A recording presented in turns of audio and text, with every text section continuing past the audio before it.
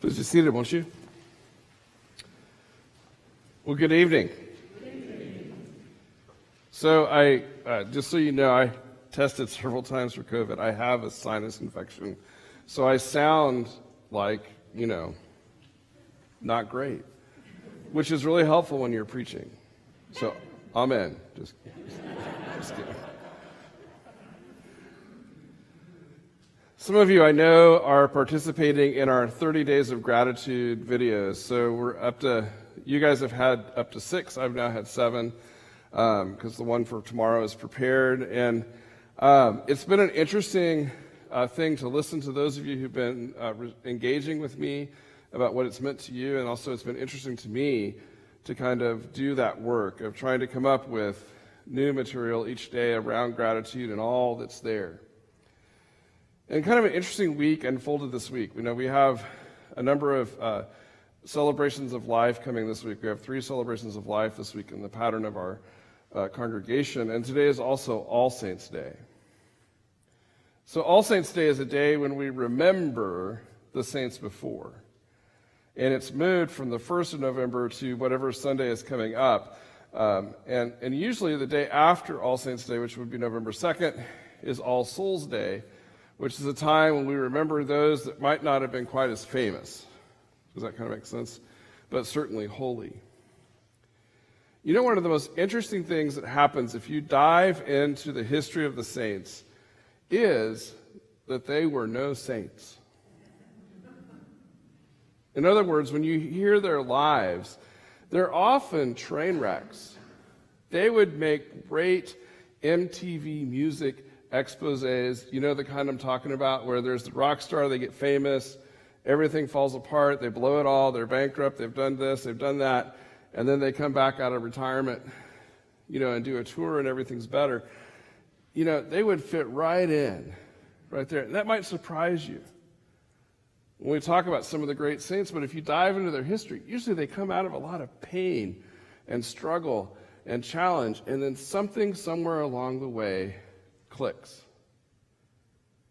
And faith, God, Jesus, living into service of others becomes central to who they are.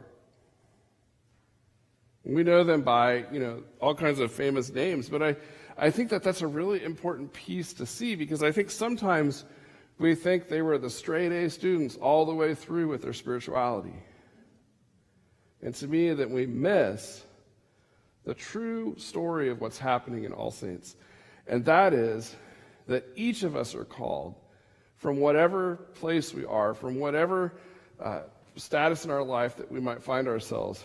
We are each called and potentially to be disciples and to be followers of Christ and to live a life worthy of that faith. And I think there's something beautiful about that. Part of the purpose of our gratitude journey, in other words, diving into this idea of the spiritual practice of gratitude, is to help us discover that in the world around us. Because part of what happens with each of those people, those great saints, when something clicks, is they discover God's love, right? They discover God's hope, as we hear in Revelation for today, and we also hear in the gospel, this notion of God's hope. And I think for you and I, that's something that's really critical. And so what does gratitude do if we think about it? If we start working on it, it's learning to pay attention to the little things that are happening around us all the time. The joy of the creation of the food we receive, the joy in the people and the relationships and those who are around us, the joy, right, and the hope of being able to live a life, to serve others, to reach out. There's so many things that when we do that hard work of looking at gratitude, that it opens our eyes to. And if we do that hard work, like we've talked about in the exercises, where we start looking for it all the time, it changes us. Because we begin to see that hope.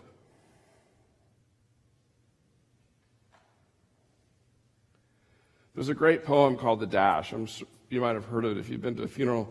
It's a fairly popular poem about how do we spend the dash so to speak. Have you heard that poem? How do you use your life? How do you use that part? The dash is referring to the little moment that's in between the years as listed on a funeral bulletin or an obituary or something like that. How do we choose to use that time? How do we respond to what God is doing in our life? To me, this is really what's at the heart of the day today, but also part of what's at the heart of our faith. Think about all the different gospel lessons. When people are seeking Jesus because they need healing, or they have major questions to their life, or they're looking to be included, or they're so broken that they've got just a fragment of hope and they see it in Him. When they come into that relationship, right, and they're seeking that healing, that hope, they want that vitality, that joy that only God can give them. To be valued, to be loved, to be seen, to be included, to be brought in to God's kingdom. And so part of that hard work of what we're talking about in the gratitude exercises, or part of that hard work when we hear about the saints, is asking ourselves the question, what are we doing with what God has given us? How are we spending that dash?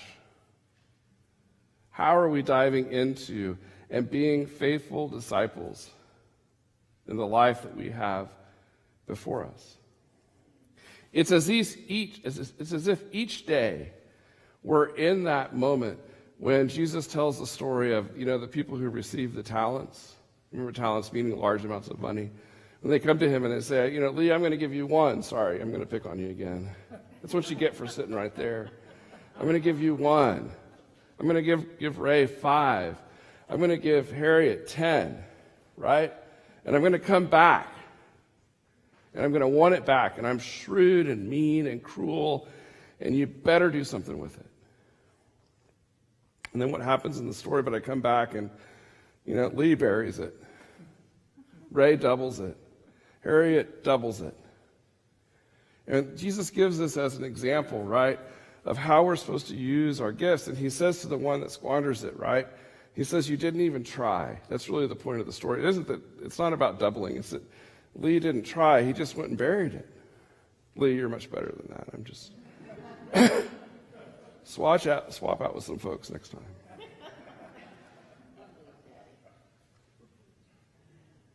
But that's part of the value or the kingdom that Jesus is trying to bring us to, or to give us. So maybe a question for you this week, or in all of your life, is how are you using the gift that God has given you in your life, in the beauty of creation that's around you, in the relationships that exist in the life that you live?